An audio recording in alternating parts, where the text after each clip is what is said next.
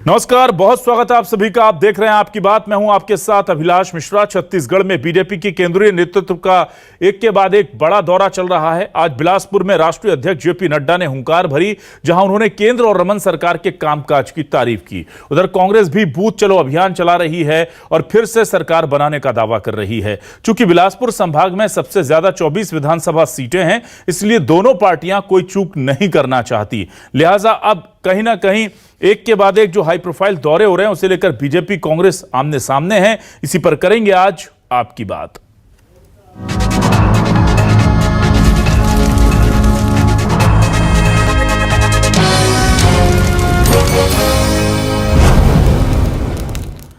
तो आइए सबसे पहले देखते हैं जेपी नड्डा ने कैसे यहां पर हुंकार भरी है। सुनिए जरा जेपी नड्डा का यह बयान।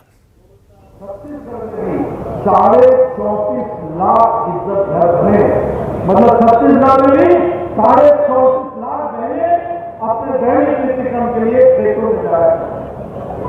उज्ज्वला योजना गैस का कनेक्शन 9 करोड़ 50 लाख बहनों को गैस का कनेक्शन, और छत्तीसगढ़ में 35 लाख लोगों को दिया।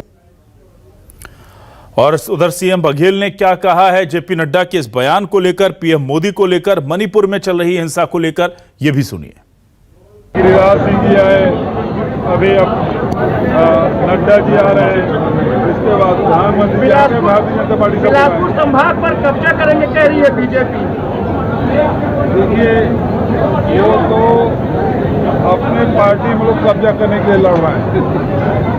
कभी नेता प्रतिपक्ष धर्मलाल कौशिक, कभी नारायण चंदेल, कभी विष्णु देसाई, कभी अरुण साव। लड़ाई उसके बीच में चल रही है, वो पहले अपना पार्टी ठीक कर ले। 15 साल के मुख्यमंत्री को बिल्कुल नेपथ्य में धकेल दिया गया है। नए चेहरे को अवसर दे नहीं रहे हैं, और प्रधानमंत्री के चेहरे में कर्नाटक में चुनाव लड़के देख चुके हैं, हिमाचल में लड़के देख चुके, जबकि वहाँ मुख्यमंत्री दोनों जगह मुख्यमंत्री थे, तब वहाँ की जनता ने स्वीकार नहीं किया। तो यहाँ तो वो सत्ता ही नहीं। अब पहले 15 सीट थी, फिर 14 हो गया, अब 13 रह गए। तो ये स्थिति भारतीय जनता पार्टी अब केंद्रीय नेतृत्व भी आके यहाँ झूठ बोल रहे हैं, जो जनता स्वीकार नहीं कर रही है। और जाहिर सी बात है कि अब कहीं ना कहीं कांग्रेस इसे लेकर के बड़ा महत्वपूर्ण मुद्दा बना रही है कि मणिपुर में दौरे होने चाहिए। बार बार ये कहा जा रहा है। मणिपुर को लेकर जेपी नड्डा के इस दौरे को लेकर क्या कह रहे हैं, अमरजीत भगत सुनिए। देखिए, पूरे देश में भारतीय जनता पार्टी का ग्राफ गिरा है। मोदी जी के प्रति जो लोगों का विश्वास था, उसमें कमी आया है। उसका कारण है कि आप आज देख लीजिए कि मणिपुर में किस प्रकार का स्थिति है। वहाँ अशांति फैला हुआ है। इनके कोई नेता वहाँ नहीं जा रहे हैं। आप जैसे मौसम जो है भटक करके कहीं जाना कहीं रहता है, कहीं जाना चला जाता है, वैसे ही इनको जाना मणिपुर चाहिए। जा रहे हैं लोग छत्तीसगढ़। तो मैं इनके लिए एक लाइन में कहना चाहूँगा कि जो नड्डा जी आ रहे हैं, चाहे जितने बार आ जाए नड्डा, छत्तीसगढ़ में नहीं भर पाएंगे भाजपा का गड्ढा। और रमन सिंह क्या कह रहे हैं इस तमाम चीजों पर? वो कह रहे हैं कि ये जिस तरह से कांग्रेस अपने संगठन की तैयारी कर रही है, वो भी बीजेपी का नकल किया हुआ है, कॉपी किया हुआ है। बीजेपी के जो कार्यक्रम आते हैं, प्रोग्राम आते हैं राष्ट्रीय स्तर में, उस कार्यक्रम को कांग्रेस वाले उसकी फोटोकॉपी कहीं से मिल जाता है उनको, और उसको कॉपी करने का प्रयास करते हैं। मगर बूथ का जो सशक्तिकरण का काम भारतीय जनता पार्टी कर रही है, उसके वो 1/100वां हिस्सा भी नहीं कर पा रहे हैं। तो जाहिर सी बात है, अब देखते हैं हमारे आज के क्या सवाल हैं। सवाल आपको दिखाते हैं और फिर डिबेट को आगे बढ़ाते हैं। हमारे सवाल ये रहे आपके सामने। छत्तीसगढ़ में बीजेपी का चुनावी घेरा, बीजेपी के केंद्रीय नेतृत्व में डाला डेरा। दुर्ग के बाद सबसे बड़े संभाग बिलासपुर पर फोकस, कांग्रेस भी बूथ चलो अभियान से है चौकस। सीएम बोले नड्डा नहीं भर पाएंगे बीजेपी का गड्ढा, मोदी शाह जाए मणिपुर, जहां बना है हिंसा का अड्डा वहां क्यों नहीं जा रहे हैं। छत्तीसगढ़ में विधानसभा चुनाव का रण, बीजेपी कांग्रेस में छिड़ी सियासी जंग।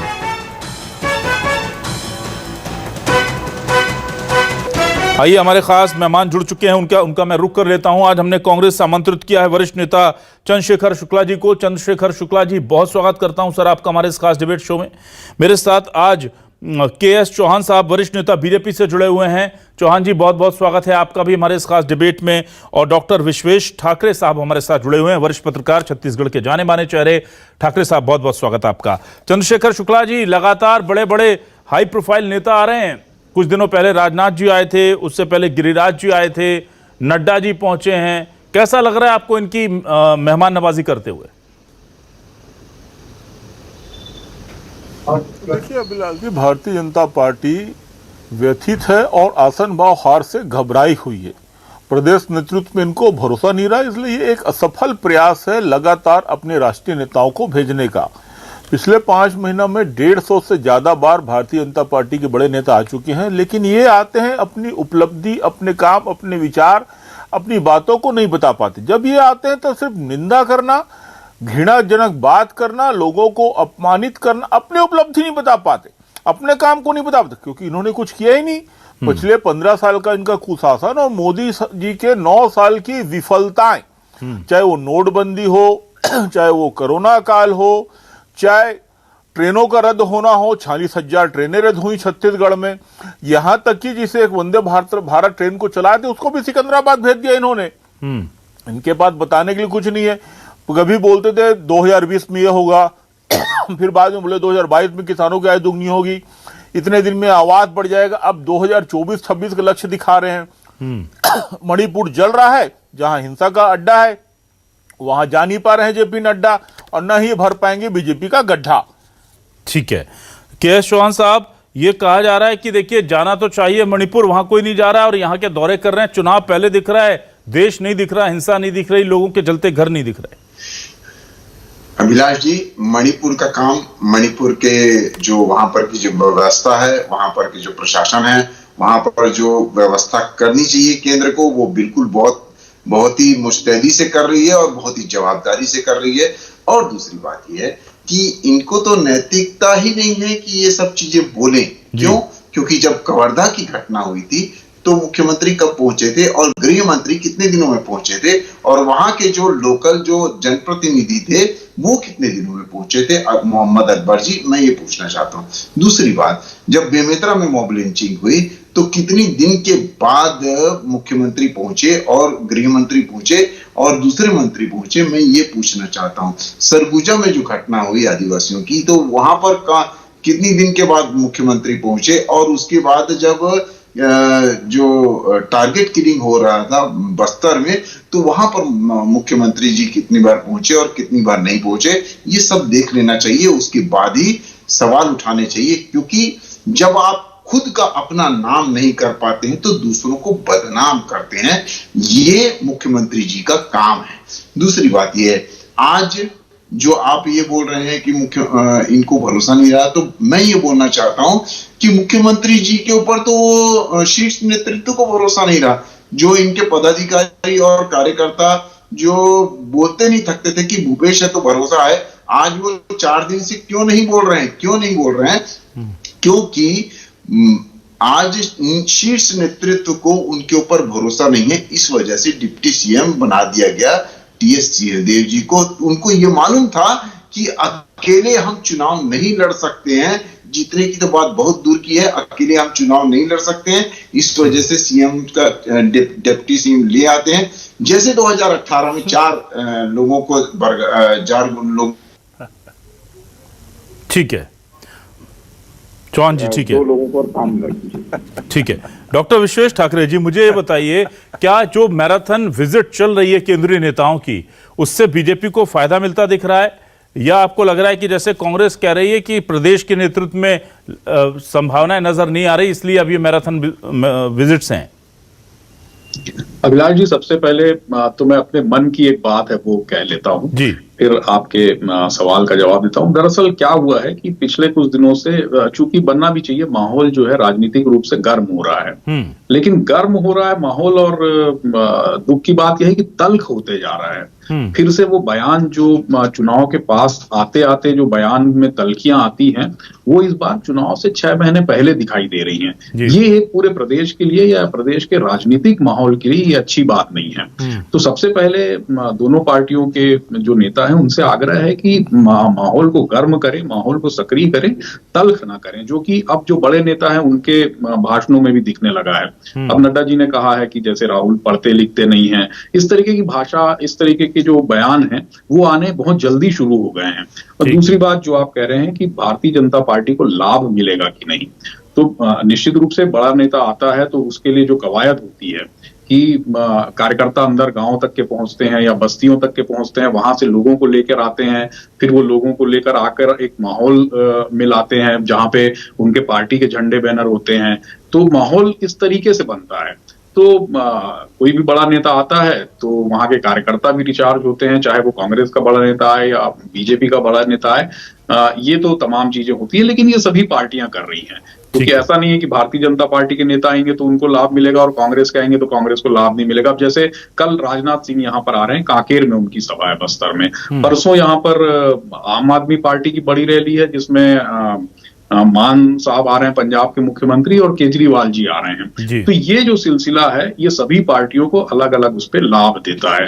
तो निश्चित रूप से यदि भारतीय जनता पार्टी के राष्ट्रीय अध्यक्ष यहाँ पर आते हैं, वो कुछ बोलते हैं, उनको सुनने जितने भी लोग आते हैं उनमें एक भावना तो जागती है कि कोई जो ऐसी बात जो वो कहना चाहते हैं वो अगर नेता मंच से कहते हैं तो उनमें ये तो बात आती है कि हमारी बात कहीं ना कहीं कही जा रही है। या फिर जो कार्यकर्ता जो पहले से भारतीय जनता पार्टी कार्यकर्ता होते हैं जिनको तवज्जो नहीं मिलती है, तो वो ऐसी रैलियों में यदि हाथ जोड़कर लाए जाते हैं या फिर उनको महत्व दिया जाता है तो उससे वो रिचार्ज होते हैं। तो ये निश्चित रूप से है कि भारतीय जनता पार्टी अब यहाँ पर अपनी पूरी ताकत झोंकेगी। जैसा पहले भी हम इस चर्चा में बात कर चुके हैं कि भारतीय जनता पार्टी चुनाव बहुत मजबूती से लड़ती है, बहुत आक्रामक तरीके से लड़ती है, जिसकी ये शुरुआत कही जा सकती है। तो कोई भी नेता आएगा बड़ी पार्टी का तो उस पार्टी के कार्यकर्ता रिचार्ज होंगे और पूरे माहौल उस इलाके में बनेगा। जी ठीक है। चंद्रशेखर शुक्ला जी, मैं आपसे ये जानना चाह रहा हूं, देखिए ऐसा लग रहा है आज रमन सिंह जी ने कह भी दिया कि हमें कॉपी करके तो संगठन का काम चलाना सीख रहे हैं, और दूसरा लगातार जिस तरह से बहुत ज्यादा एग्रेसिव होकर के कैंपेनिंग शुरू हो चुकी है, कांग्रेस कहीं पीछे तो नहीं छूट रही इसमें? नहीं, देखिए अभिलाष जी, भारतीय जनता पार्टी दिवा स्वप्न देख रही है और उनकी तैयारी के संदर्भ में उनके संघ प्रमुख, उनके अमित शाह जी कहते हैं कि हमारी तैयारी पन्ना प्रमुख, पन्ना बूथ कमेटी आज तक नहीं बनी है। और इसीलिए आरएसएस के भी 150 से ज्यादा कार्यकर्ता भोपाल से भेजे गए हैं, क्योंकि उनको यहाँ के कार्यकर्ताओं पर, यहाँ के नेताओं पर भरोसा नहीं रहा। इसी तरह बाहर के राष्ट्रीय नेता भी इनके आ रहे हैं।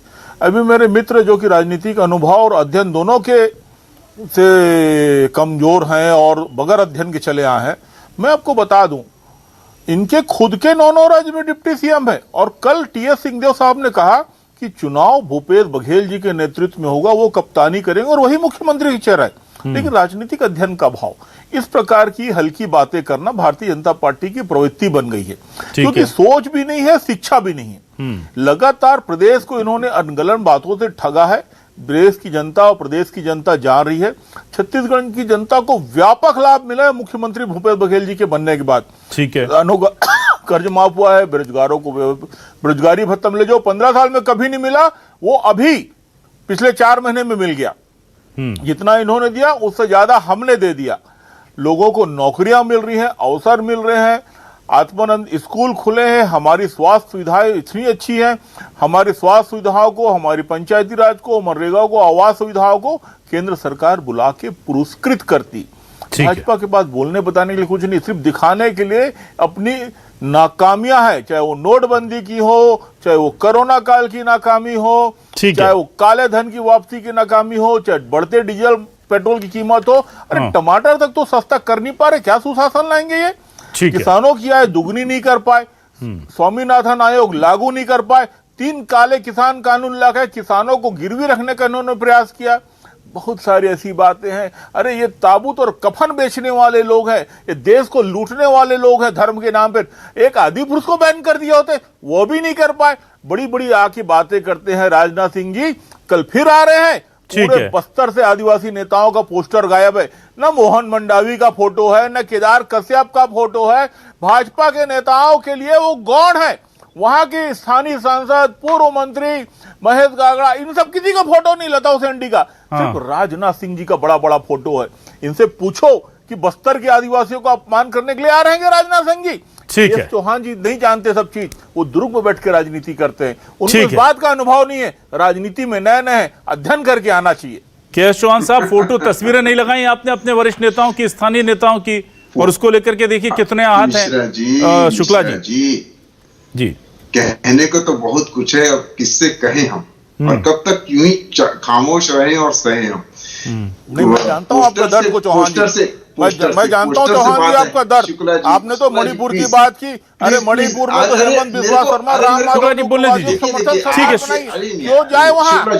शुक्ला जी बोलने दीजिए, ठीक है शुक्ला जी प्लीज बोलने दीजिए। डिबेट नहीं होती, बहुत संवेदनशील आदमी है आप, थोड़ा अपनी हमारी भी बात में रखने दीजिए, निर्णय जनता को करने दीजिए। दूसरी बात यह है कि आपने पोस्टर की बात की तो बहुत अच्छे से याद आया कि आपने जो आपके पीसीसी अध्यक्ष हैं मोहन मरकाम जी, ये कुछ दिन पहले अधिवेशन हुआ था आपका सबसे बड़ा जलसा, वो यहाँ पर उनकी फोटो ही हटा दी गई थी और बाद में अलग से फोटो चिपकाई गई, तो ये बहुत ही ज्यादा हास्यास्पद था। ये आपकी अंदरूनी कला को दर्शाता है। दूसरी बात, शुक्ला जी प्लीज, शुक्ला जी प्लीज, शुक्ला जी मेरी बात सुन लीजिए। ठीक है।